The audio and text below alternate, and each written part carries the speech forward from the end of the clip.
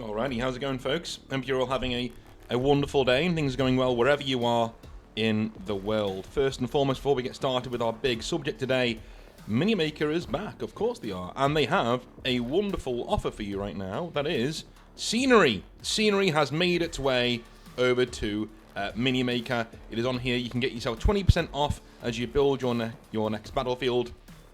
And if you want to get that up now, you can get up to 20% off to build your next 40k or Age of Sigmar or whatever it is you're building for your home table. They've got you covered over there with Scenery. Really good stuff. Not all of them are L-shaped models as well, which I really like. You know, no L-shaped ruins and things. All of them look pretty cool, and they're starting to get into Scenery, which is something I've been waiting for Minimaker to do for a long time now. So hopefully we're going to see more and more coming. But there are lots of other models on there for Grim Dark Future, Age of Fantasy, and all of these other really cool games that you can see down below. The model quality is top-notch. I can attest to that myself. I'm going to be starting a new Space Marine force towards Christmas using Minimaker products. Can't wait to get started on that. One thing I've always said, whenever I see one of these websites and they show files, you know, the pictures of files, you don't always get what is actually on the tin. Basically, you don't always get what is actually there. What I can tell you, and what other customers can tell you with their reviews, is that when you get your model from Minimaker, it looks like this. It looks like the actual thing that you've got there, and its quality is amazing, even if it's gaming quality. The sturdiness and the details are fantastic. If you want to get some models from Minimaker, head on over to their website. It's in the description down below. Use the promo code Northern Exile to get yourself 10% off your order at checkout, and they also do worldwide shipping for $10. Can't say fairer than that. Right, on to the big subject of the day. Here I am, hello. The big subject of the day, which is, of course, Exile Edition of Warhammer 40,000. It is a huge thing that's going to be coming your way towards Christmas. And recently, I've just finished the very first write through of the rules to get them all sorted and get the core rules down and ready to go. And in this video, I'm going to take you through those rules so you can see a first glance, a first cursory flyover of what the rules look like, how the game's going to play, and what the key core tenets are behind Exile Edition as we're going forwards. Okay, this is not meant to infringe on any sort of rights of Games Workshop. I will not be selling this. This is free. You can just download it and you can use it with your Games Workshop models. It is basically a mishmash of older Games Workshop rules, some newer Games Workshop rules, to create a game that we can play that's going to be really, really cool to play in your own clubs and your own places. Or not. You could just read it and go, this sucks. I'm going to carry on doing what I'm doing. Nothing wrong with that as well. It is a gift from me to you that will be available for free at Christmas. A little Christmas present to say thank you for being on the channel and subscribing. So, here we go. Let's run straight into it, shall we? We'll get rid of our Chaos Gate B-roll there, and we'll get into some rules. Awesome. Here we are.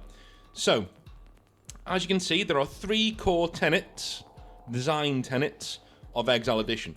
I always recommend when you're writing something, whether it's a tabletop RPG, or whether it's a Warhammer, or whatever it is, a war game, you always have your core tenets down so you know what you're talking about. Then this should be your Bible. This should be your go-to, your Rosetta Stone of what your game is.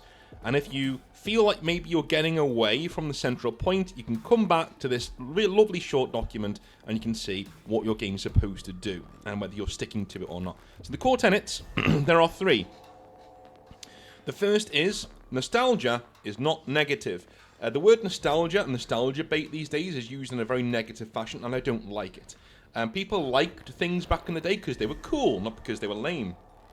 And again, yeah, you can play video games these days and they haven't aged very well, but Warhammer as a thing doesn't really age. It just has different options. And that's what I really love about the nostalgia of Warhammer. So, Exile Edition proudly evokes the kind of Warhammer 40,000 you played at Games Workshop in the early to mid 2000s. It's your dad's Warhammer 40,000. A lot of you will know the feeling I'm talking about, going in, seeing the lovely models on display there, seeing the cool armies that are going to be fighting on the tabletop, and all the templates, things like that. Awesome. A lot of the tactical feel of modern Space Marines and other models have been stripped away. For instance, the Primaris Space Marines are basically an armor upgrade in Exile Edition with the classic Vader grill helmets. Yes, you need to convert your Space Marines to be actually Exile Edition worthy. Space Marines in Exile Edition do not have the new helmets. They have the old style helmets, the grill helmets with the Primaris design. Rather than things moving on nonsensically, right? Certain things just work and should have been preserved, in my opinion. The game is designed to be played by small armies with low model counts, but can be expanded upwards very, very easily. Templates and other wargame-heavy elements have returned in earnest. Exile Edition is not a computer game on the tabletop like Modern 40k is. It is a wargame. It has templates, you must measure things, you must be a wargamer to enjoy Exile Edition. Don't think that's a high bar to cross, but there we go. Number 2, reactability makes time fly. Players should not be standing around doing nothing in Exile Edition. The game should be very reactive, and both players should always have something to think about or something to do. Again, keeps the game moving, you're always in there, and before you know it, 2 hours have gone like that, and you're near the end of the game. Battles should take at max 2.5 hours to complete for a 1500 to 2000 point game. Again, Modern 40k, 3.5 to 4 hours is pretty much the norm for games of that size. We want to shorten that down, get that down to 2.5 hours. Each army is positively broken in its own way, right? Every single army in Exile Edition, you won't be seeing armies today, you're going to be seeing the core rules. But every single army in Exile Edition must be broken in its own way, alright? So Eldar need to be very fast and very good at psychic abilities and tearing down specific units, that kind of a thing. Dark Eldar should be very good at giving you debuffs to your morale, giving you pain to your weaker units, things like that. Space Marines, different chapters do different things. Grey Knights are extremely good at taking on monstrous creatures and enemy heroes, especially if they're chaos or demonic, that kind of thing. Alright, each army is positively broken in its own way, meaning games should be close as both players attempt to achieve objectives in their own way. Now, do not get that twisted. This should lead to both armies naturally needing to defeat each other to claim those victory points. No more playing the game and not the opponent. One of the big things about Modern 40k that I don't like is this secondary objective system, where most of the time the two opponents aren't really playing against each other, they're playing against the card that they've dealt, you know what I mean? And that sucks. I want to destroy your army. In Exile Edition, if your army's destroyed, you lose the game automatically. So, you know. Anyway, and number 3, player expression is sacrosanct. War gear is central to army expression. It is possible to build your army in any way that you wish, leaning in any direction that you wish. You can make slow, tanky Dark Eldar if you want. You might not do very well because they're not the best slow, tanky people in the game, but you still have a very powerful army on your hands. But if you lean into what that faction is good at, being very quick, picking on weaker targets, focusing on morale, and getting rid of people that way, dude, you are going to do very well with Dark Eldar if that's the kind of army you want to play, right? Conversions are not only encouraged, they are needed to accomplish the exact army you want in Exile Edition. The rules nudge you in that direction of player expression. Again, legal Space Marines have the grill helmets, things like that. The game should mirror your model choices, allowing you to express yourself on the battlefield because you build your models in your own unique way. Again, you can have Thunderhammers across your entire army, right? It's going to cost a lot in points, and it's going to cost a lot in terms of money you give to Games Workshop, but you can have that. You can have every single sergeant in your army having a Thunderhammer, you can have every single one of your Vanguard veterans having Thunderhammers. It's going to be expensive, it's going to look awesome on the tabletop, but that's your option. You can do that in the rules. It's not just, you know, power weapon these days, you know, that covers like 5 or 6 weapons. No, each and every single weapon can be made, bespoke for your unit or your chapter master or your army commander, right? They can take bits of war gear to make them utterly unique. You can have your smash captains, you can have your supreme grandmasters on bikes, you can have your chapter masters who fly. All of it is possible in Exile Edition. Player expression is sacrosanct. It's what you want to do with your models, and the rules should give you options to represent that going forwards. All right, cool. Now we've done that. Those are the core tenets of 40k Exile Edition. All right, let's move on to Warhammer 40k Exile Edition, the actual rules. So, introduction. Warhammer 40, I'm not going to read that. So, yeah, you can read that on your own time if you want to. One important bit, though. Exile Edition will never be behind a paywall, ever. Right? It's free. And does not seek to infringe on the rights of Games Workshop in any way. Rather, I hope it pulls more people into the sphere of the hobby so that the new generations can enjoy the models and games they produce. Okay, so this is to help Games Workshop, not to be a competitor or to... Not that it's ever going to be a competitor to them, but it's to help rather than hinder or take people away. It's to show, hey, look how cool these models are. You know, get involved. If you don't need to have Games Workshop models to play Exile Edition, no, you can go and just go OPR. Go down the OPR route, convert models, get your old models out that you've already got. I think the vast majority of people who play Exile Edition will be playing with the old models that they already have from Games Workshop and other places. You know, that's going to be the vast majority of people. But that paragraph is there just to say, hey, it's not intended to be a competitor. It's not intended to replace any game. It's to give more options to people to play with the models that they want to play with, right? Exactly what I said in the video the other day. You know, if you don't like the way 40k is going these days, Exile Edition gives you an avenue to still use your models and buy new models to use in Exile Edition. That's what it's there for. Anyway, setting up the game, the basics. Alright, this is where we get into it. So Exile Edition takes place between two players using Citadel miniatures that are ideally from the Warhammer 40,000 or Horus Heresy range. They don't have to be, but ideally, if you want the thematics to look pretty cool, then, you know, that's what it is. This game can be played in any with any miniature or even tokens, but for the best results, I heartily recommend using official Citadel miniatures. That's there because I do. They're the best miniatures. If you've already got them, great. Absolutely fantastic. The missus is cooking something really nice. I can smell it. Anyway, if you've already got your miniatures, great, fantastic. I recommend using Citadel miniatures, but you can use whatever you want. You can use, like, these dice if you want, you know? Different coloured dice for different models to test out the rules if you really want to. I've played it with coins and dice. It works. It's fine. Setting up the game. Okay, so the players. The players will take the role of generals on the battlefield, their commander model denoting them on the tabletop. They collect, build, and paint their armies before bringing them to the table. The armies. Each model within Exile Edition is worth a set number of points. Armies will vary in size, but Exile Edition is balanced mainly for 1,000 to 1,500 point-sized battles. Each army must also conform to the force organization rules within this rulebook. The component parts of armies are split between several types of unit. Alright, so here we go.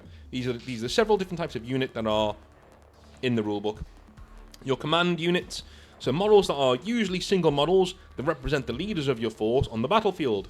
They usually have the keyword special character to denote their importance. Yes, keywords are a thing because they're very, very handy, and they were one of the actual good things that modern 40k introduced. Let me just have a little sip of tea. Elites. Elites are the main killing power of your army when it comes to infantry models. They usually synergize rather well with commanders. Only elites are permitted to add a commander model to their squad so that they may act as their honor guard. Okay, so there's none of this adding whatever unit you want to whatever unit you want. That doesn't happen. Heavy support units are usually vehicles like tanks, walkers, and other mechanized forces on the battlefield. Some heavy support models can be units carrying and specializing in heavy weapons. So you can have infantry units that are heavy support because they're carrying massive big weapons on them.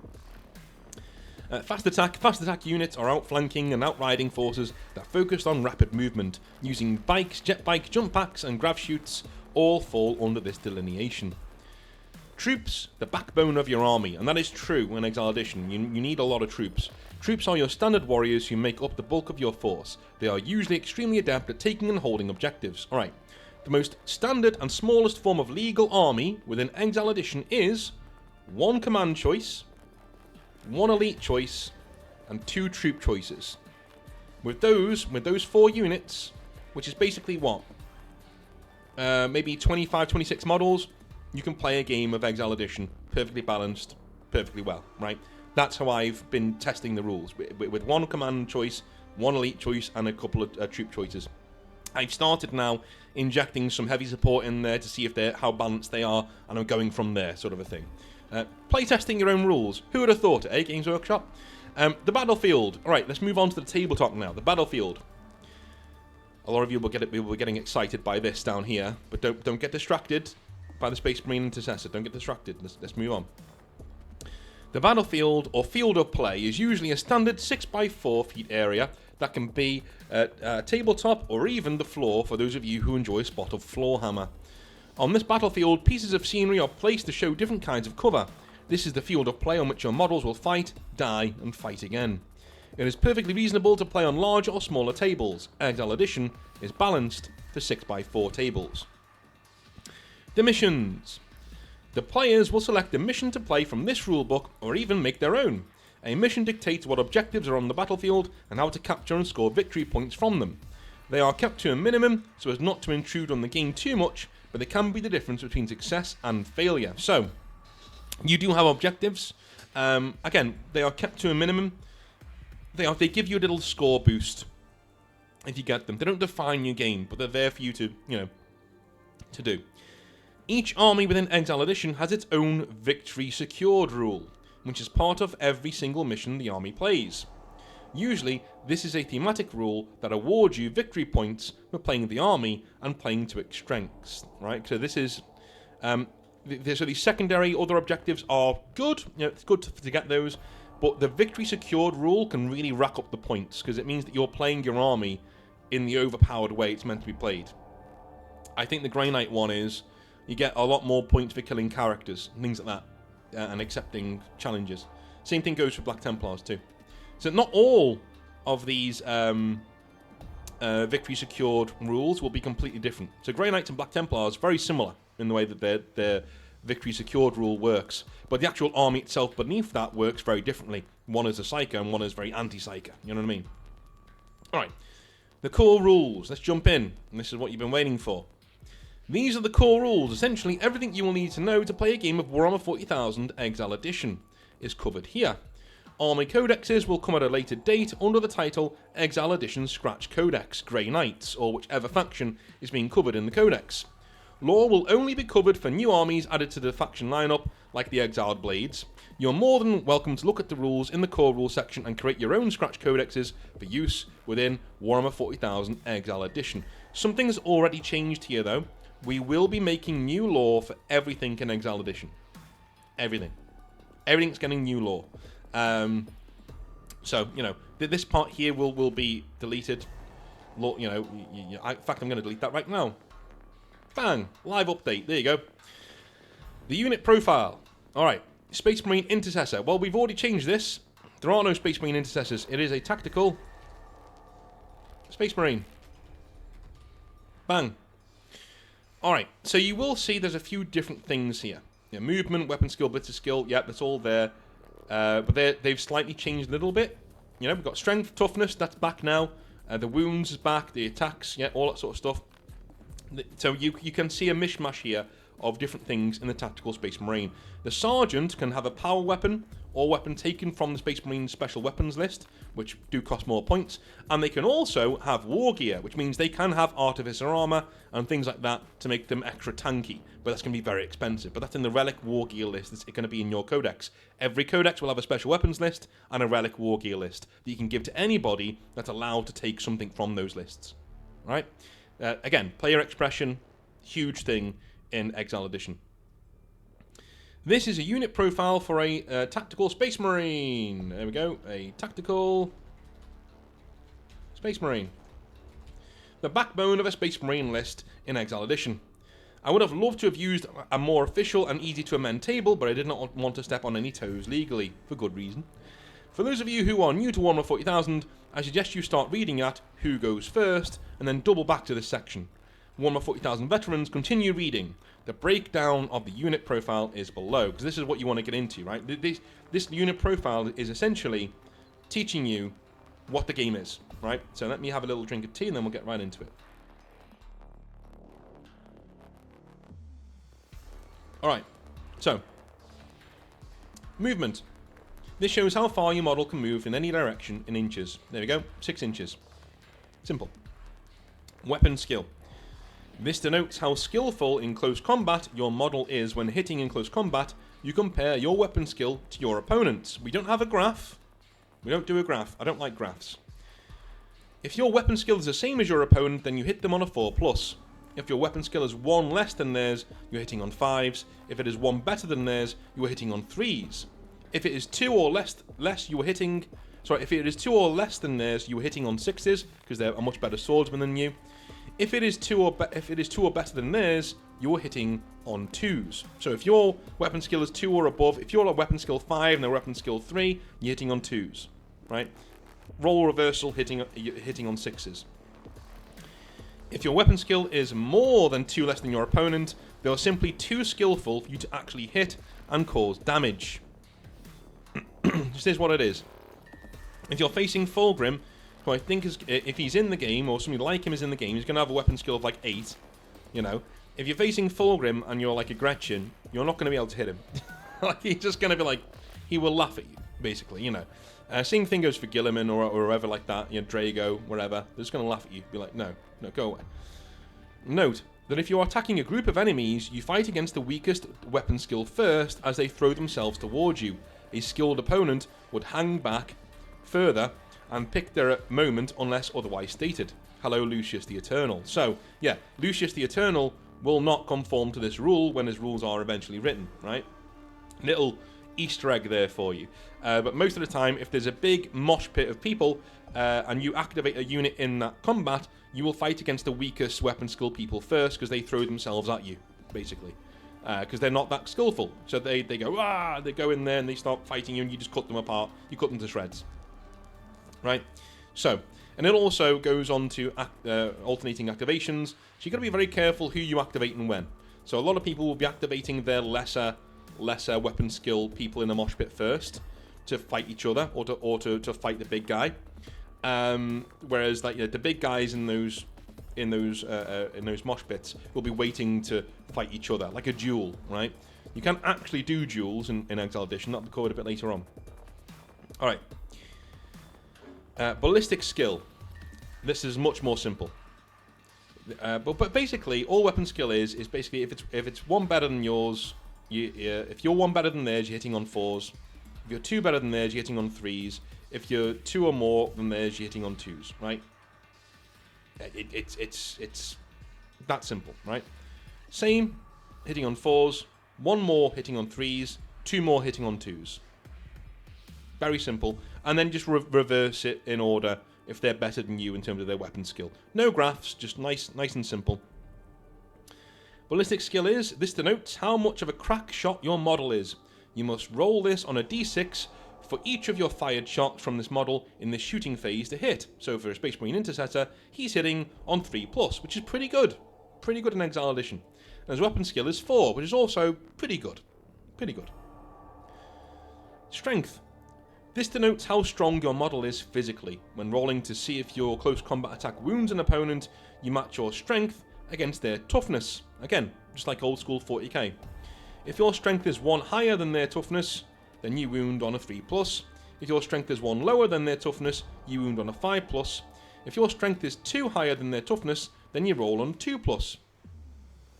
If your strength is more than 2 higher than their toughness, then you wound on a 2+, and your opponent will instantly be slain if they fail their saving throw. Alright, so this is how models get chewed up, right? This is how people like Primarchs, if they're going to be in Exile Edition, we need to see first what we're going to say about the lore. But if there's a Primarch, they are going to be cutting through Marines like butter. Like they do in the actual novels, right? It is the same if you wound on... If it is the same, then you wound on a 4+. Again, toughness, strength, same, 4+. If your strength is 2 below their toughness, you're wounding on a 6+. If your strength is more than 2 below their toughness, you are unable to wound them with your weakling arms. Lift more. Again, same as your weapon skill, you know, that kind of a thing. And again, this seems complicated until you've played like one game of Exile Edition and you're just flying through it. It's fine. It's not difficult to understand.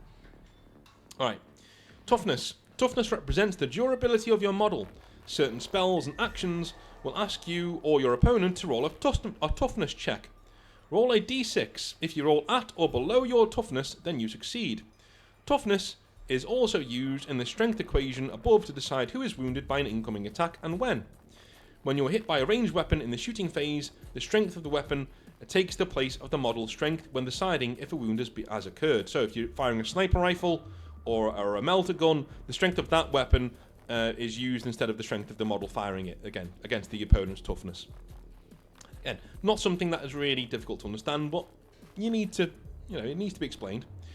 Wounds. Wounds denotes how many wounds your model can receive before being removed from the game as a casualty. Attacks. I mean, it's going to say how much damage, isn't it? How much damage would sound better. There we go. How much damage your model can receive before being removed from the game as a casualty. Attacks. Attacks denotes how many attacks your model can make. In close combat, this is how many times they can swing their weapon. In ranged combat, this is how many times they can fire their weapon in the shooting phase.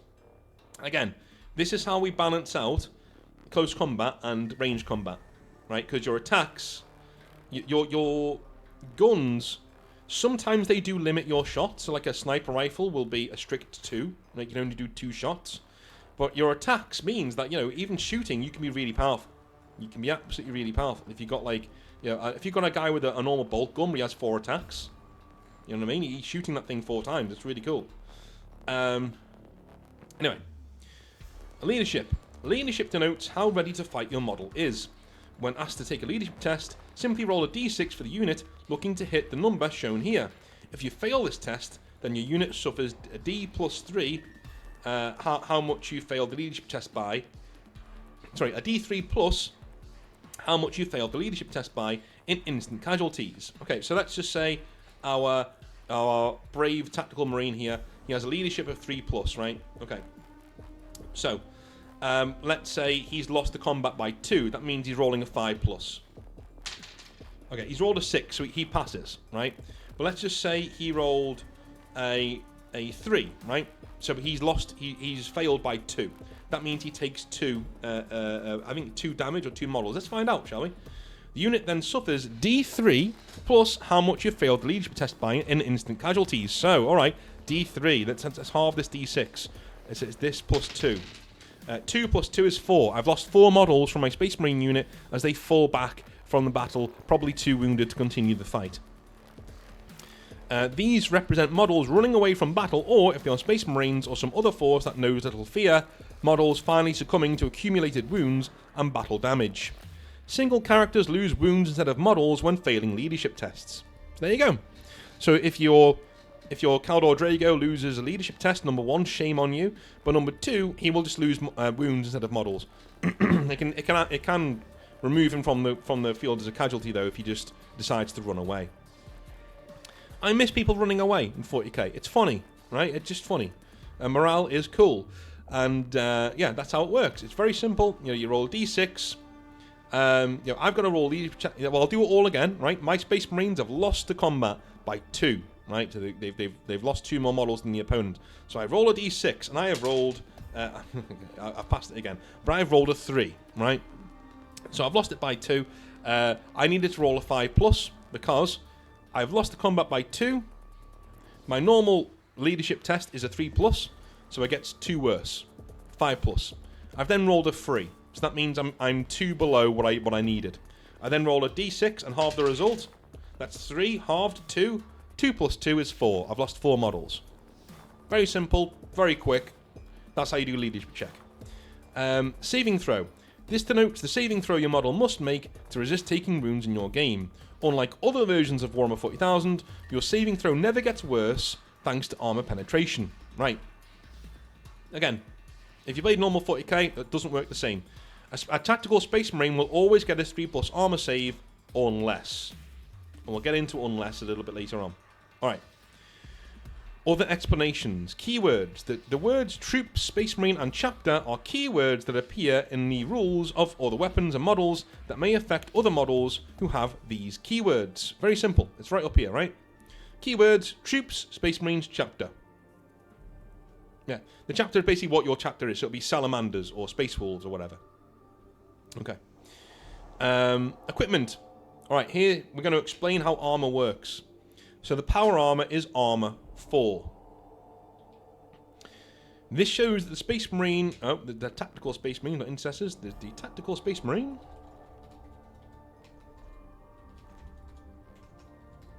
The tactical Space Marines wear power armor. That this gives them an armor rating of 4. This is pretty decent. When being hit with a weapon That weapon has an armor penetration rating. If the rating is at or above your armor value, then you receive no save as it punches straight through your armor. So, if a weapon is hitting my armor that has an AP of 4 or above, I get no armor save. Very simple, very quick. Alright. The bolter, for instance, the weapon that he has, a normal Space Marine, tactical Space Marine, he has a bolter. Okay, so R is range, and this shows how far in inches this weapon can fire. Alright. Strength. The strength of the weapon's projectiles. So this is strength 4. So if he's hitting another Space Marine, he's wounding on 4s if he hits them. So he's rolling a 3, 3s, he's hit, I got a 5, and he's rolling a 4 to wound, and he rolled a 4, no problem. What's the AP of the weapon? 2, so it doesn't bypass the power armor. The other Space Marine rolls a save. He gets a 1, so he does take 1 damage, so he's down to 1 wound. Very simple, very fast. Alright. Armor penetration, what armor class this weapon bypasses and below. So basically, yeah. This one, if you have an armor class of 2 or below, the bolter bypasses your armor. So people like cultists, dudes like that, will be getting shredded by these bolters. Damage, this denotes how many wounds this weapon removes if the enemy either fails their saving throw against it or it bypasses their armor. I put a hashtag there for no reason. Rapid fire. This is a special rule. Some weapons, armors, and characters will have them. Rapid fire, for instance, allows his weapon to fire twice for every attack the model using it has if the entire unit was stationary in the movement phase, which means Space Marines, if they remain stationary, get a lot of shots. Alright? 4 each. Yeah. Lots. Lots and lots and lots and lots. In fact, I'm going to do some balancing right now, because I haven't really shot a lot of Space Marines. I'm going to give them all 1 attack, and I'm going to give our main man down here, the Sergeant, 2 attacks. So there we go. That means now that they're not going to get too many shots off. Alright, so let's move on to the Sergeant, yeah. A power weapon or weapon taken from the special weapons list. This shows who the leader of the unit is. Single entity units will not have this addition. So obviously, if you're a character, you don't have your own sergeant in your squad because you're just a squad on your own. The leader of this squad has access to a single weapon that you can take from this faction's special weapons lists. They are usually pretty powerful. A power weapon has an AP of 4, for instance, so it can cleave through all the Space Marines very, very quickly. Alright. Another sip of the old tea before we get onto force organisation. But, as you can see, this is how every single unit in Exile Edition works, okay? And generally, this is how it's going to work. Pretty cool stuff. Pretty cool stuff. I may in the end swap attacks or add to attacks close combat attacks. You know what I mean? So it's attacks 1 but ranged 1 and close combat 2. Do you know what I mean? I might do that now. I'm not going to do that now. I'll do it a bit later. Alright. We are now on to force organizations. Now we have the core rules down of what units do. Let's see how they fit together. So, within Exile Edition, your army must conform to one of several force organizations. This ensures balanced army lists and a variety of forces to face the foe on the battlefield. They range from smaller scale battles to immense and titanic conflicts between entire collections. Alright. This may seem restrictive to people who are used to 40k. The thing is, the strictures placed on your imagination make you create cooler things. If you have this limitless sandbox, you never really create anything because you've got too many options. But if I give you a sandbox with actual edges to it, you can only do a sandbox in this little area, you'll find ways to make things cooler or make things better within that sandbox. It gives you a framework, it gives you scaffolding around which to build your army, right? So, an Outrider's force is 500 points or below. You have 1 command choice, 1 elite choice, and 2 troop choices, as I said before, right? Outriders. A core unit, a core force, is 1,000 points. You have 1 command choice, 1 to 2 elite choices, and 1 to 2 heavy support or fast attack choices. You can have 1 of each or 2 of one, it's fine, and 3 troop choices for 1,000 points. Battle Forged. A lot of you will know that name, that word. 1,500 points, and this is competitive standard. So if you're doing a tournament of Exile Edition, you will be playing Battle Forged 1,500 points. There is 1 to 2 command choices, 1 to 2 elite choices, 1 to 2 heavy support choices, 1 to 2 fast attack choices, and 3 troop choices. A little bit bigger. See, they're getting larger. That's what she said. Cataclysm, 2,000 points. Bigger army, right? That means 3 command choices, 2 to 3 elite choices, 2 to 3 heavy support choices, 2 to 3 fast attack choices, and 4 troop choices. And the largest one is Armageddon. That's 2,500 points. So basically, you're bringing your entire collection. That's 1 Lord of War. And Lord of Wars are massive things. I'm talking like Primarchs, Imperial Knights, things like that. This is what they are, right? They're in 2,500 points. Now, Imperial Knights can be used as allies in other forces. No problem. But they're big, really big dudes. Really big Imperial Knights. The ones you get from Forge World. Those are the Lords of War, right? Those are the big ones. Bane Blades, that kind of thing. 3 command choices. 2 to 3 elite choices. 2 to 3 heavy support choices. 2 to 3 fast attack choices. And 5 troop choices. A little author's note here. While all armies must conform to this force organisation, some armies can and do play with this formula. Imperial Guard, for instance, can choose to make one of their heavy support choices a troops choice for every command choice they bring to the field, giving them access to more tanks on the battlefield. So the larger your game gets, if you're playing Imperial Guard, if you have 3 command choices, you can have 3 extra tanks, right? You can swap your 2 of your troops away for 3 extra tanks. Okay, so you're playing Cataclysm, and I've only got what? I've only got 3 tanks on the field. That's a bit stupid. I'm Imperial Guard. Well, because I've got 3 command choices, I can take those 4 troop choices, file off 3, so I've only got 1 troop choice now, but give myself 3 extra tanks. Or if I want to spam the other person, like, you know, Mordian and other people like to, with lots and lots and lots of infantry, I can say, you know what, I'm going to take away my 3 tanks, I'm going to have 3 more troop choices, I'm going to drown them in bodies, right? That kind of a thing. So that's how another little preview of how certain factions are going to work in Exile Edition. So, on to playing the game itself. Here we go. Okay, so who goes first? Before the battle begins, you must select a mission from the back of this book. Now, they're not there yet, but they will be. I'm working on those today. Once this is done and the battlefield is set up, both players will exchange army lists to talk about them and their capabilities. And then both players will roll a d6. Now all of this isn't really in the 40k rules, which I think is a big missed opportunity. Exile Edition forces you to talk to your opponent. This, you know, it literally takes you through. It's in the rules. You're supposed to have a little chat before the game, right? 40k doesn't do that. It just gives you the rules and go and play. We establish an etiquette here of going back and forth with your opponent and making some friends. Alright. And then both players will roll a d6. Whoever rolls highest can decide to deploy a single unit first, or whether they will allow their opponent to deploy a single unit first. Units will be deployed to the battlefield within the deployment zone laid out in the mission in alternating turns, until all units are either deployed or placed in deep striking hold. Whoever finishes deploying their models first will decide who will go first when the game begins. Deep striking hold.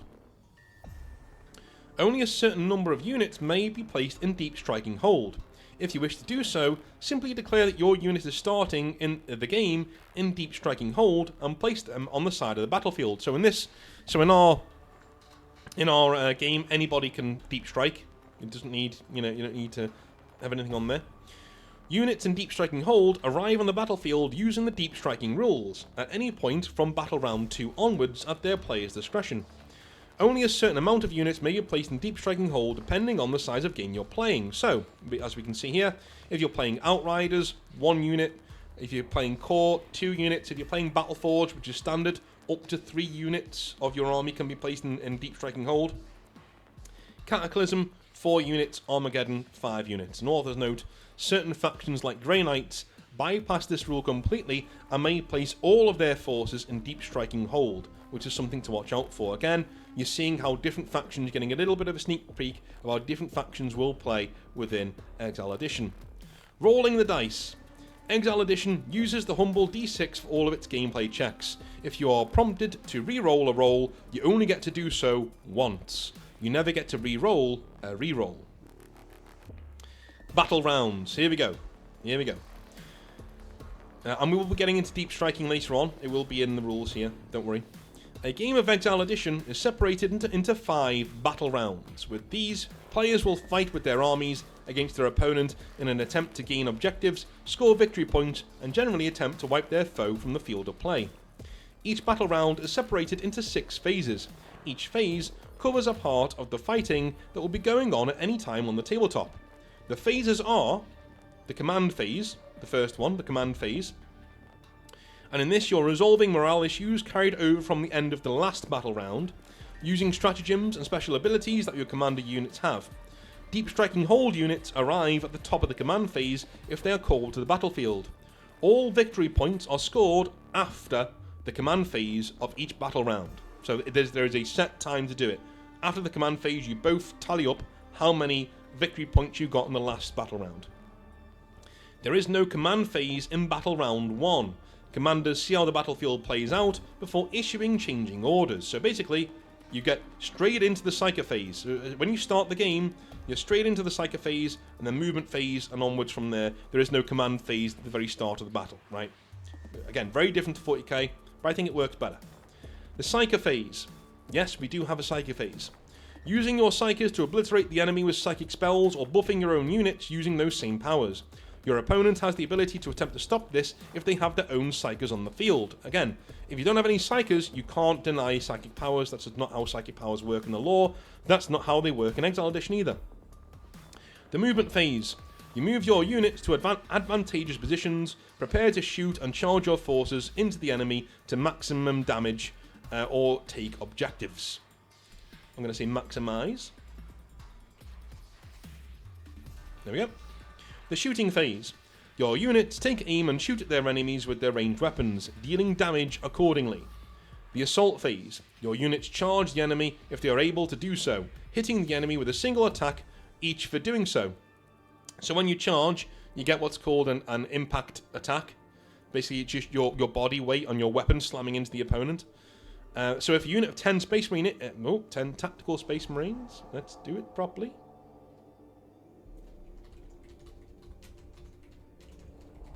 So if a unit of 10 Tactical Space Marines charges a unit of 10 Chaos Space Marines, they will deal 10 impact attacks, resolved normally.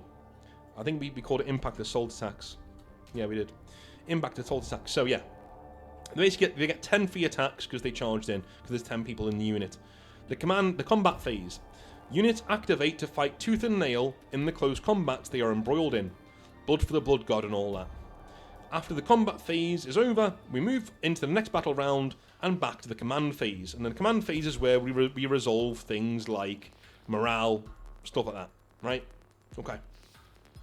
So now you've seen basically what happens in a round of Exile Edition. Command phases kind of straddle both battle rounds, you know. So at the end of battle round 1, you'll do a command phase for battle round 2, and in battle round 2, you will decide what the result of battle round 1 was, right?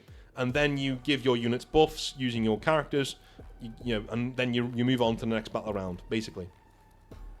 All right, I like that the command phase gives you a sort of a counting period. Like in 40k, it's a bit all over the place. You know, you can count things whenever you want. In Exile Edition, you don't need to do that. In Exile Edition, you've got the command phase for that, so you don't need to worry about it. You can just play the game, and then at the end of the game, you both together decide, okay, so what was the result of battle round 1? Well, I took that, and I took that. And then you took that, and you took that, and you took that. And that's how we do it. Very easy. Who needs to take a morale shock test? Bang, we take that. Very easy, all right? Nice and simple. Alternating activations. Okay, controversial to some. Players take turns moving, shooting and charging with their models within Exile Edition. Instead of taking an entire turn per player to move, shoot and resolve the turn of their entire army, however, Exile Edition uses alternating activations. Each player selects a unit to activate within the phase in which they are playing. They act with this unit, resolving its actions in that phase, before passing the turn to their opponent to do the same with a unit of their choice. When all the units in both armies have activated, or chosen not to, in a phase, the battle round moves to the next phase. When all phases are complete and a battle round the battle round is over, and we proceed to the next battle round. How many times can I say battle round in a paragraph? Basically, yeah, when you've finished everything, you go to the next battle round. Done. The player who activated last in the previous phase activates first in the next. Alright. Ending the battle round. At the end of the command phase, players tally up how many victory points they have earned in the completed battle round. Players now roll off, with the player with the least units on the battlefield gaining a +1 to their roll. Whoever wins this roll-off activates first in the following battle round psyker phase, or movement phase if they have no psykers. Alright. Yeah, so this rule here supersedes this one.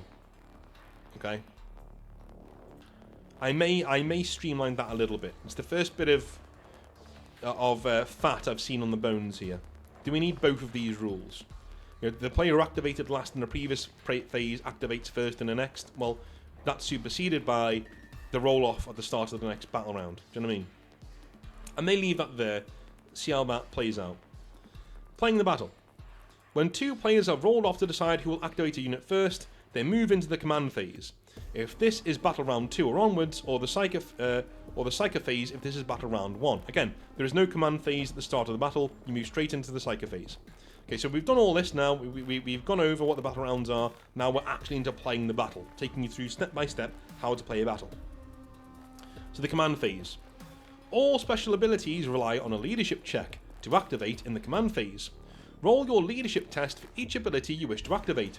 Should you succeed, then the ability takes effect. If not, then your orders go unheeded by your forces for this specific ability.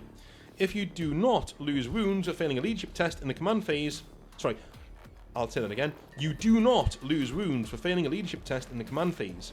Each commander can activate all of their special abilities in the command phase. They are not limited to just one. So if Marnius Calgar, for instance, has 5 abilities, he has a 3+ leadership, he will roll a 3+ 5 times to try and activate every single one of his abilities that he wants to activate, essentially.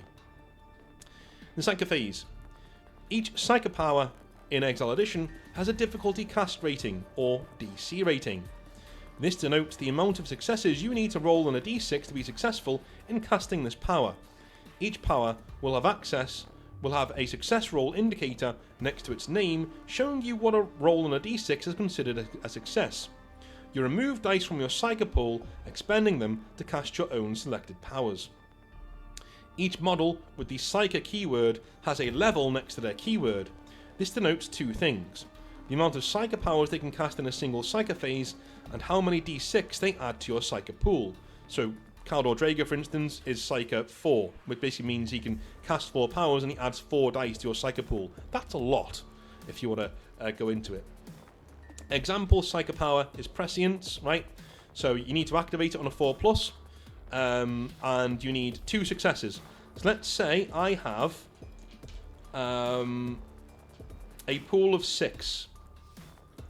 I have a pool of 6 dice for my Psyker pool, and I really want to get Prescience off.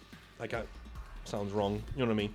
I really want to get it off. So I'm saying, right, okay, I'm going to take 4 of my 6 Psyker dice, and I'm going to roll, and I need a 4+ on 2 of these dice to get it off. Okay. I failed. I got a 1, 2, 2, and a 5, so I failed. It doesn't go off. But if I got 2 4+, it would happen. It would go off, right? Cool. Cool. So, and the effect is, my target is a single friendly unit. The effect is, this unit may reroll to hit rolls over 1 on all attacks until the start of the next Psyker phase. Brilliant. But my overcast rating is 4. The overcast effect is, this unit may reroll to hit rolls on all attacks until the start of the next Psyker phase. So, I don't, not just to hit rolls of a 1, it's all failed hit rolls now. You know, is the overcast effect. This obviously means that armies with more Psykers under their command will have more dice to throw at casting their powers.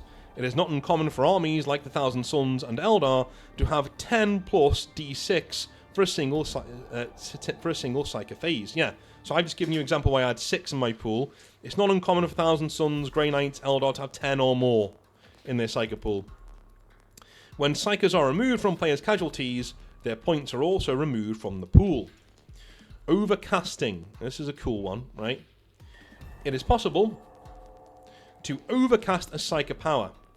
It is more challenging to pull this off, but the effects are far greater than the original power. To do so, you must elect you are overcasting your power before you roll to activate the power in question.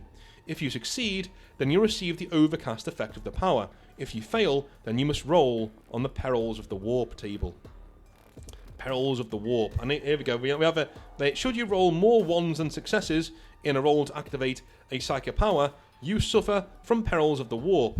You must roll a d6 for each Psyker on the field in your army. The lowest number suffers from Perils of the Warp. So one of your Psykers will suffer this effect, not the one casting the power.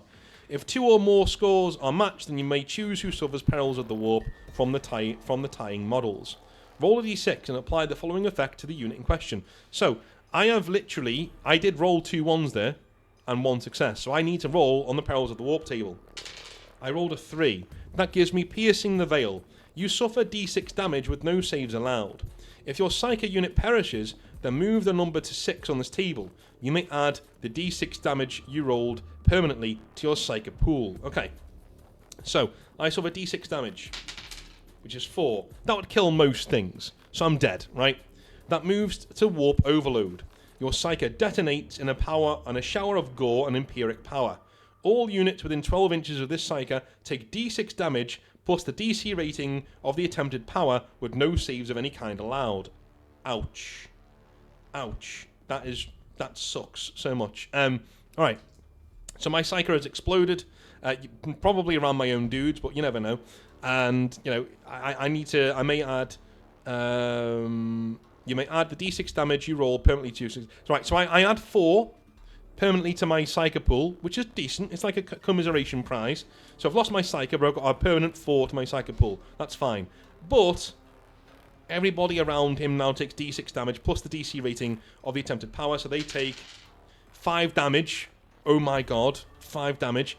Plus the DC rating. So the DC rating is 2. So everybody around 12 inches of my guy takes 7 damage. Yeah. Perils of the Warp. You want to stay away from this table. I haven't put in negating psychic powers. I might even take that away. I might even take away the yeah, I might take that because I was going to throw in here rejecting psychic powers, so like you know denying somebody else's psychic powers. But at the end of the day, I just think that would be too many fail states for psychic powers. Then, yeah, I think I will take that away. But anyway, these are all notes that I'm making as we're going through. You know, as we're going through. Once all our Psykers have cast their powers they wish to, we move to the next phase. All unspent Psyker pool points are lost. So, yeah, apart from the 4 I got permanently from my thing. Yeah, apart from that. Okay. Let me just see where that is.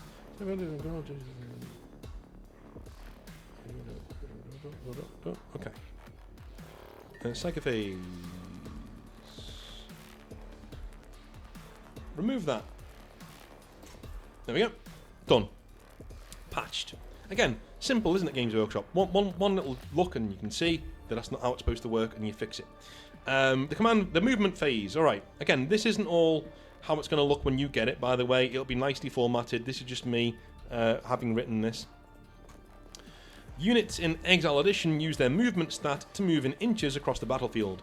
They can move vertically so long as there is a stable area for the entire unit to stand on a platform above them. So you don't need to roll for that, you can just go up there.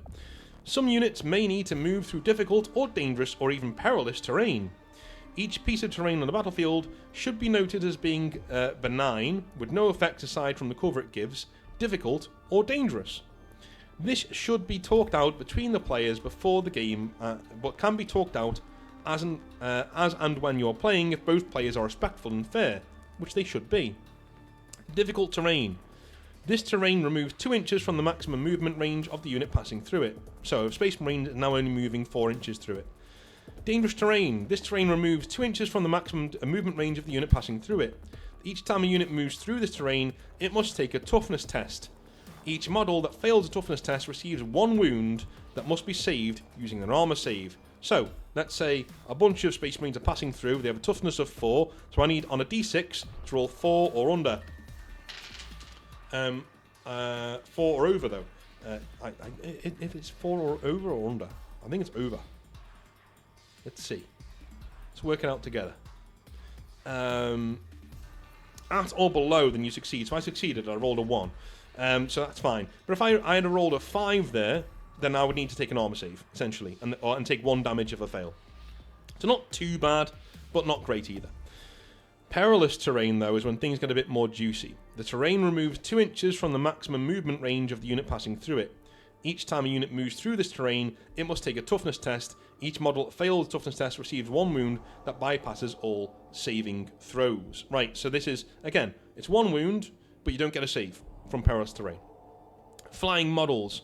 Models with the flying keyword bypass all terrain unless they land within it. Advance. Units can choose to forego shooting their ranged weapons, apart from assault range weapons, which can be fired even when advancing, to move twice in a single movement phase. So you can move 12 inches with Space Marines, you just can't fire with them. The shooting phase. In the shooting phase, models elect targets when they are activated and roll on their ballistic skill to see if they hit their mark. Units in Exile Edition can only shoot at models they can see. If you can see any part of a model, you can shoot at it. If any part of your target model is obscured by terrain and is not a Lord of War, monstrous creature or vehicle, they will receive a cover modifier to their armor value. This means that for different types of cover, the target will receive a buff to their armor value. This will be covered later in being in cover. You can only shoot and deal damage to models your unit can see. If 10 tactical Space Marines.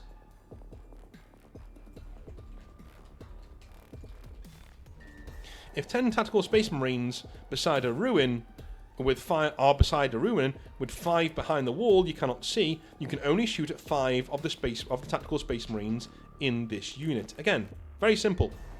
It's common sense, right? You can't hit people that you can't see. The process of shooting works like this. Number 1. Elect your target and dictate with your opponent if it can be seen by your shooting unit. If there are any disagreements as to which models can be seen, roll a d6. On a 1 to 3, your opponent's interpretation is used. On a 4 to 6, your interpretation is used, although this should be rare. Number 2, roll your ranged attacks. Number 2, roll your ranged attacks using your ballistic skill. This is called rolling to hit. Number 3, roll to wound. Take the strength of the weapon and compare it to your opponent unit's toughness. Number 4, dictate whether your opponent receives an armor save or not. If your weapon's armor penetration matches or beats their armor statistic, then they do not receive an armor save. Number 5, allocate wounds to models hit by shooting and remove casualties as and when they occur. There we go, nice and simple, right? A note on sniping and targeting. Only weapons with the sniper keyword may choose which model in a multi-model unit to hit. Otherwise, weapons hit what they can see from the closest models being hit and removed first. No removing models from the back. It drives me insane. It's such a gamey thing to do. You remove models from the front. Always. That's why they're in front. Blast and flame templates. The good stuff, finally. Old school people are wetting their jammies right now. Blast templates. Some weapons within Exile Edition have the special rule Blast. This means that you will use either a large or small blast template to decide how many models are hit by this weapon's ranged attacks. To fire such a weapon, ensure the target is in range, then place the large or small blast template over the target unit. Then roll 3d6 plus 1 scatter die. Yes, scatter dies are back. Hope you saved them. This will indicate how accurate the incoming shot is. Move your blast template to where the dice indicate. So for instance, if I roll a 4 and a 3 and a 2 on my 3d6 and my scatter die is pointing upwards, I will move the blast template 9 inches upwards from its original starting position. When measuring to move the blast template, we measure from the centre of the blast template. This means the larger the blast template, the less accurate in general it needs to be to cause maximum damage. All models whose base or model is touching or wholly beneath the blast template take its full effects. Models touching an inch radius of the centre of the blast template do not receive armour saves from the incoming attack. They are at ground zero of very heavy ordnance. Again, on most of my blast templates, I basically measured out a 1 inch line and drew it in a circle. Do you know what I mean? But yeah, there we go. Example blast weapon. Okay, so a basilisk siege cannon. We know what these are. Big Imperial Guard siege cannons. A range of 64 inches, a strength of 7, an armor penetration of 3, a large blast template, and damage 2. Bang! Really big things coming down, slamming onto your dudes. Really cool stuff. Alright. Flame templates. Some weapons within Exile Edition have the special rule, Flamer, meaning that they are adept at pouring, burning promethium, witch fire, or just plain old fire upon the enemy. Much like blast weapons, the flamer weapons rely on flame templates to decide who is hit by such attacks. Place your flamer template 6 inches away from the nozzle of your flamer weapon in the direction you want it to fire, placing the template over the enemies you wish to cover in flame. Any model touching or under the template will receive the full effect of the incoming attack and are instantly hit by it. Any model and armor 2 or below takes damage from flamer attacks. There you go. Takes double damage, from flamer attacks. So if you've got like a normal pox walker, right, they will take double damage from flamer attacks, that kind of a thing. Example flamer weapon, a Grey Knight Incinerator. Its range is flamer, so you got your flamer there. Its strength is 6, its AP is 2, and its damage is also 2. So pretty good stuff. The assault phase. The assault phase begins with you allocating targets for your units to charge and engage in close combat. Unlike base Warhammer 40,000, you do not roll 2d6 to charge with an Exile Edition. Instead, you simply move units into base-to-base contact with your enemies using your normal movement range. So, if you're within your normal movement range of a enemy unit at the end of the movement and shooting phase, you can charge them. Very simple. When models are in base-to-base contact, this is considered the front line of the close combat. Any models within 3 inches of this front line, even if they are not wholly within this measurement, are considered combatants within this close combat, and can make attacks within it if they so wish. Again, nice and simple. There's no more, is this guy in or out? No, if the 3 inches is touching him, again, don't run with that, you know what I mean? If you measure 3 inches and you're touching the other, any model there, or the base, or any part of them, they're in the combat. That's where they are. To attack a model in close combat, measure your weapon skill against theirs, and remember our equation from before, right? Okay. And again, note that if you're attacking a group of enemies, you fight against the weakest weapon skill first, as they throw themselves towards you. A skilled opponent would hang further back and pick their moment, unless otherwise stated. Hello, Lucius the Eternal.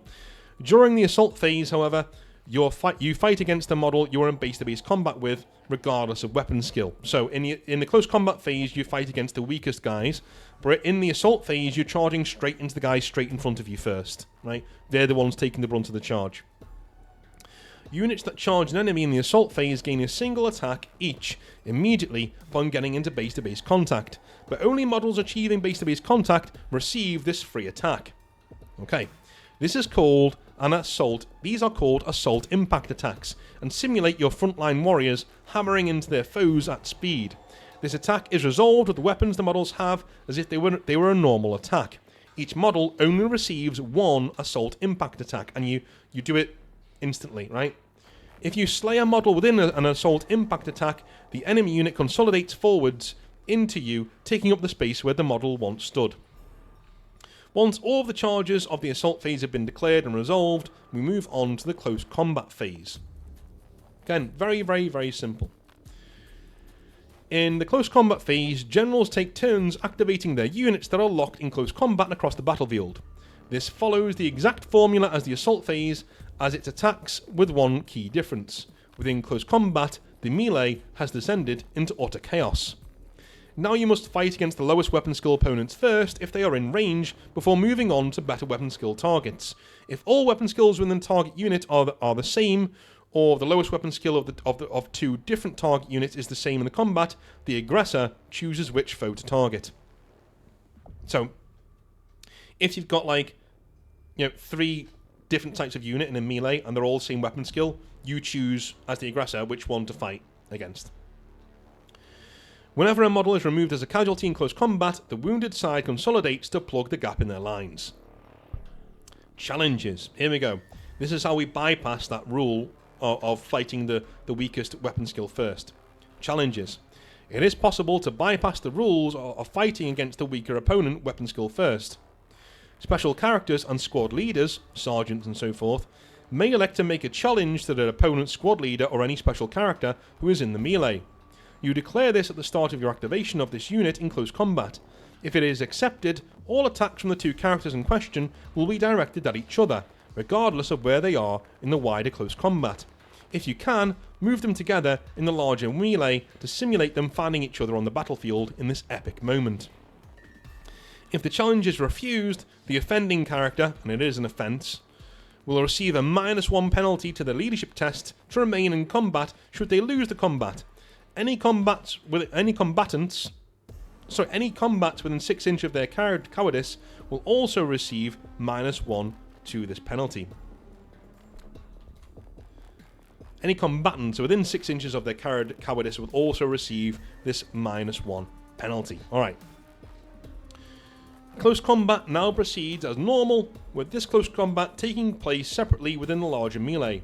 When one of the combatants is removed as a casualty, any allied combatants within 12 inches of his death receive a -2 penalty to their leadership test to remain in combat should they lose the combat. So it's a risk and reward thing, right? You can eliminate special characters using this, but also if your guy dies, the guys around you take a big hit to their morale, and they could run away. Deciding combat victors. When both sides of a close combat have fought, tally up the amount of removed models. If no models have been removed, the close combat is a draw, and we simply move to the next combat. If one side has lost more models than the other, they have lost this close combat. They must now take a leadership test to stay in the fight. If they succeed, they hold their ground and remain in the combat. If they fail, they must roll a d6 and add their score to their maximum movement range. They fall back this far away from combat. Their opponent must roll, I'm going to say towards their own table edge, because this is how it works. Towards their own deployment zone. Their opponent must also roll a d6 and add this score to their maximum movement range. If they succeed in scoring a higher total than their opponent, then they run down the foe as they try to fall back, wiping out the unit as a casualty. Okay. The victor may also choose to not pursue their opponent at all. Something I forgot to put in. Should the victor of a combat not roll high enough to catch the loser will fall back to the maximum distance they can with their roll. If they cannot move more than 3 inches away from the victorious unit, the losers are wiped out and removed completely as a casualty, because they can't get away, right? They're boxed in, they can't get away. Important. Whilst deciding who has won a combat, by the way, that also means when you're activating units in close combat, you've got to be very careful, right? So if one of your guys loses a combat and he's surrounded by more of your guys and he can't get away, he's dead. The unit's dead because they can't get through their own units. They're just boxed in. You've got to be very, very careful. Important. Whilst deciding who has won a combat takes place immediately when all parties in the combat have fought, resolving them takes place at once at the end of the close combat phase. That means If there are 3 close combats taking place in the battlefield, we decide who has won immediately when both sides in their respective combat have fought. We only resolve the fallback roll and consolidation at the end of the combat phase itself. Okay, so that's what we do, right? So we resolve all that at the end of the close combat. Consolidation. The victors of a combat will consolidate d6 inches in any direction. Normally, units cannot consolidate straight into another combat. However, some armies, like World Eaters and Orcs, certainly can. Remember those rules from back in the day when you'd steamroll other armies because you'd go into one combat and then just consolidate into another one and another one and another one to chew them up? Well, that's in this game, but only certain armies can do it. World Eaters and Orcs, if there's a war going on, can certainly do it. If they cannot consolidate without becoming involved in another combat, then they remain where they are and lick their wounds. Okay, so that is what we do. That is what we do. And, yeah, anyway. Voluntarily falling back. A unit involved in a close combat can fall back as their turn in the close combat. If you elect to do so, you must roll a 1d6 plus your maximum movement range and then move directly back towards your own table edge. This means that if you have been charged, you may elect to not attack back at all, but simply just try to get away. Units that have charged cannot voluntarily fall back in the turn they have charged. If you elect to voluntarily fall back, your opponent must roll 1d6 plus their maximum movement range. If they achieve a greater distance than your unit, then you must roll a leadership check. If you succeed, the combat is rejoined with the attacker gaining another assault impact attack. If you fail, your unit is wiped out as a casualty. Again, risk and reward. Okay. Once all the close combats on the field have been resolved... by the way, one thing you may have noticed is that we're resolving morale stuff in close combat straight away when the command phase says we do it at the end. Well, you do it... Technically, you do it twice. Right? So, this is something that I may get rid of in later rounds. Simply because... I'm not sure it works that well. I'd like to speed things up. You know what I mean? I would like to speed things up and have people just know what they're doing immediately rather than doing anything else. 1 second. So the command phase, when we're doing morale in the command phase, it's for how many units you've lost via shooting and how many units you've got left after a combat, right? So resolving morale at the end of combat, at the end of a combat phase, basically means which one of these guys is running away and are they completely wiped out, right? That's what it means. Whereas at the end, even if your unit gets away, they will still need to roll in the next command phase to resolve whatever combat issues they have. So you could still lose the unit. Again, it's a very bloody game with people dying left, right and centre. This is how it is. I make no apologies for that. Alright, ending the battle round. Once all the close combats on the field have been resolved, the battle round now ends and we move on to the command phase of the next battle round. In this command phase, we tally up the victory points won in the last battle round and enact special abilities, leading us to the next battle round. There are 5 battle rounds in a game of Exile Edition. Important extra rules. And these are important extra rules that we haven't covered yet, but they are important. Being in cover. If a model is standing within a piece of terrain on the battlefield, so that part of it is obscured from the enemy targeting it, this model is in cover. The types of cover present on the battlefield should be talked out before the game starts. In playtesting, we have done this by placing small blue markers on light cover and red markers on dense cover. Only the models who are obscured by the terrain around them from enemy fire are considered in cover. If a 10-man unit of Space Marines are standing near a building that obscures 3 of the members of that unit, only those 3 members receive cover. The others will roll saves as normal. So it works on the same principle as you can only shoot what you can see, that kind of a thing. If there is a disagreement over which models are or are not in cover, roll a d6. On a 1 to 3, the shooter's interpretation will be used. On a 4 to 6, the defender's interpretation will be used. Types of cover. Light cover. If a model is in light cover, their armor stat rises by 1 while they are within the cover in question when facing shooting attacks. So again, a Space Marine's armor will go from 4 to 5, right? A dense cover. If a model is in dense cover, their armor stat rises by 2 while they are within the cover in question when facing shooting attacks. They get, so a Space Marine is now on 6 armor, which is really good. Basically means he'll be getting an armor save against pretty much most things in the game if he's in dense cover. So a guy standing in power armor in dense cover facing a las cannon, he probably will get a save. I'm not sure yet. He probably will do. We're going to more balancing to do. Incoming. When being targeted by a shooting attack, a model that is standing in terrain that is not fully obscuring them because it is not tall enough can elect to throw themselves to the ground if they pass a leadership check. This model now counts as being in light cover. Incoming cannot be used to move models laterally into cover, which would give them extra movement. They are literally throwing themselves to the ground. Deep striking. In Exile Edition, I'm going to add something here. If they have used incoming, this unit cannot move in their next movement phase. There we go. There's got to be a downside to incoming, or you'd use it all the time. Deep striking. In Exile Edition, it is possible to have units teleport, drop, or erupt from the ground right in the midst of the enemy. As mentioned earlier, only a certain amount of units, maybe we've covered this before. The deep striking rules. Units in deep striking hold may arrive in the battlefield at the start of the movement phase from battle round 2 onwards. A single unit arrives with all of its models in the unit in base-to-base contact with each other in a circular pattern. If there is no room for the deep striking unit to land safely, they must choose another area on which to enter the battlefield. Units arriving from deep striking must be at least 9 inches away from enemy units. Units arriving from deep striking may shoot and charge from deep striking hold, but may not move. Arriving on the battlefield counts as them using up their normal movement phase. Morale and leadership. Leadership tests resolve around rolling against your leadership stat and attempting to match or beat the roll on a d6 indicated there. Each time an entire unit from your army is wiped out, this leadership test suffers a -1 penalty, capping at a 6+. So, everybody gets this, by the way. So every single unit gets this.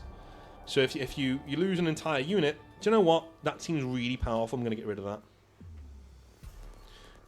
But I do like the simulation, though. Let me know in the comment section. Do I keep this? Because units are getting wiped out a lot. I don't want everybody who's failing. Yeah, I'm going to get rid of it. Do you know why? Because it adds complexity, and also it discourages you from taking horde armies, which I don't like. So I'm going to get rid of that. There we go. Who wins and how? At the start of the command phase, each player will add up how many victory points they secured in the previous turn. Victory points can be accrued in a number of ways. Taking and holding objectives on the battlefield, achieving your faction's victory secured objectives, and achieving the mission-specific secondary objectives. There will only ever be 1 or 2 secondaries, maybe 1 per mission, you know. Each faction within Exile Edition has a victory secured objective. The Grey Knight VSO is as follows. Bane of the Mighty. For each special character or monstrous creature slain by your army, roll a d6 and add the result to your victory points for the turn you brought this enemy down. This shows the penchant for Grey Knight for taking down immense foes in titanic struggles. You gain more victory points for leaning into the lore that your faction has and how they play within the game. Each mission within Exile Edition has a set number of objectives on the battlefield to take and hold. Doing so will accrue you victory points. Each mission within Exile Edition has specific secondary objectives. There are only ever 1 or 2. One of these is Kingslayer, as an example, giving you 5 victory points if you slay a command model. Victory. At the end of 5 battle rounds, the player with the most victory points wins. If a player has their entire force removed from the table as casualties, they automatically lose the game. Alright, that is Exile Edition. From start to finish, like how you play a game. We have universal special rules down here, which cover things like Fly, Fleshbane, Fate Mound, Cruel, Dark Eldar, all of them will have Cruel. So, Cruel units. Cruel can be used by units. Again, the reason why I say this, it can be used by this or that, because I encourage you to build your own rules on top of this. Your own codexes, you know what I mean? Cruel can be used by units. If the target of this unit in ranged or close combat is below half strength in total wounds, they may re-roll to wound rolls against that unit. Which basically means they're enjoying your pain, right? They're enjoying seeing you bleeding, like, aha! And they can re-roll to hits against you.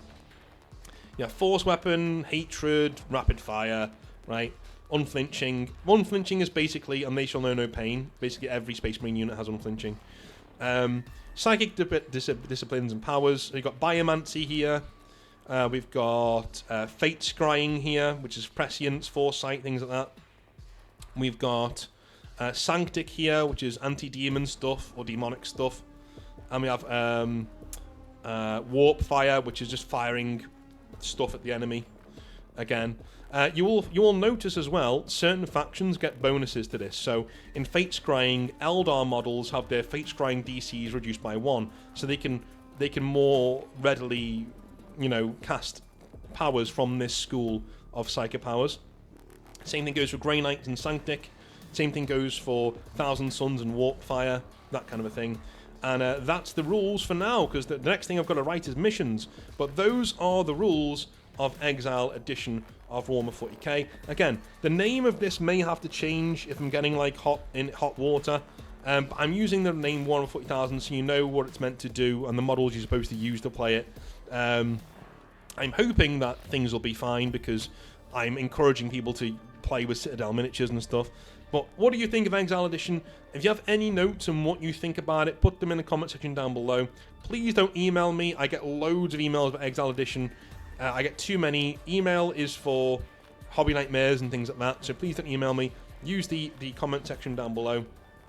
I will take your things on board as long as they're well-meaning. You know, any moaning will just get completely disregarded because I'm not, you know, I'm doing this for free at the end of the day. I'm not taking any abuse for it. Sorry, just not happening. You can see the amount of work I put into it. Where are we now in the video? We are an hour and 21 minutes in. I mean, you know what I mean? So I'm not going to sit here and take moaning seriously. I'm just going to disregard your opinion and probably block you. But apart from that, if you have constructive criticism or you want certain things don't work, or you'd like to see certain things in Exile Edition, let me know. I may be removing the Warhammer 40,000 name from it just to keep things on the down low, make sure that it's working properly. I'd still request that you go and use proper miniatures because you've got loads of them in your collection, so use them, you know. Done this Exile Edition.